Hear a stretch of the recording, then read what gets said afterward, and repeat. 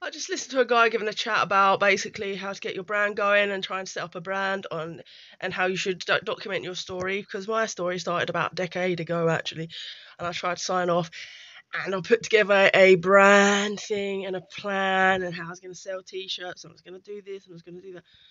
And he was like, getting into NFTs is like a whole new league, so it's like a second kickstart at it. But basically, I designed this T-shirt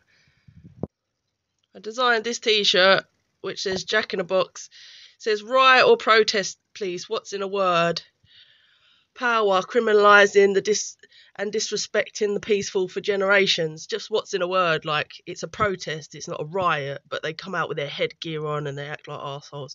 And then you got a person giving a ticket here, a fat guy with a cigar in his face, towing away vehicles because London's a bastard for that. It makes so much misery. So misery reigns.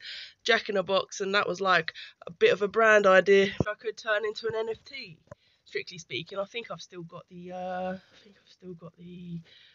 original stuff somewhere, maybe on a hard drive somewhere.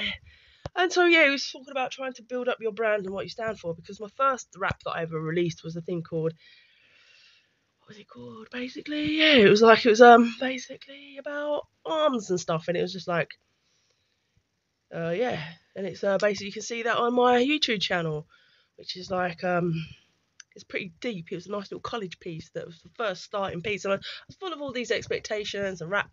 But I'm a kind of low key person. I'd like to be a higher key person because I just like access to professional recording and someone to kind of manage my ass, because that was the old way I was brought up, old school thinking. Like you get a manager. You know, I used to believe that they had stage compares around like professional music venues, but they don't. They just have coke heads and sound engineers, and you just get battered and pushed around, and it breaks your spirit in a place like London.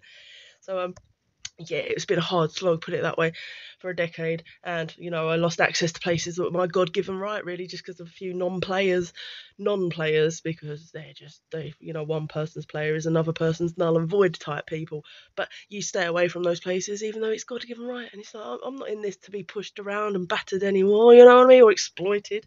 But, predominantly that's what you find. And so you lose heart, you take time and recovery. I've got some great tarot reader people that I listen to now that I feel like I'm metamorphosing out of my shit, and I can bring it back to the table, hopefully, and it will all be lit with the right kind of people, not the shit kind of people.